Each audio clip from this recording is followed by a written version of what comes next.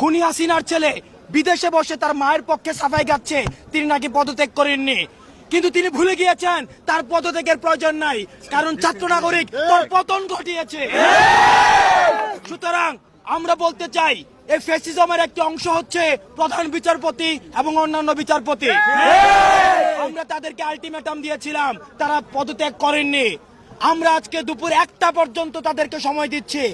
আজকে দুপুর 1টার মধ্যে প্রধান বিচারপতি সহ অন্যান্য বিচারপতি যদি পদত্যাগ না করে, তাহলে তাদেরকে আমরা গণভবনের চিত্র মনে করিয়ে দিতে চাই, তাদেরকে আমরা সংসদের চিত্র মনে করিয়ে দিতে চাই। 1টার মধ্যে যদি তারা পদত্যাগ না করে, তাহলে প্রধান বিচারপতির বাসভবন ঘেরাও করা হবে। সুতরাং 1টার মধ্যে ফ্যাসিজমের এক্সপানশন, প্রধান বিচারপতি সহ অন্যান্য বিচারপতির পদত্যাগ নিশ্চিত করতে হবে।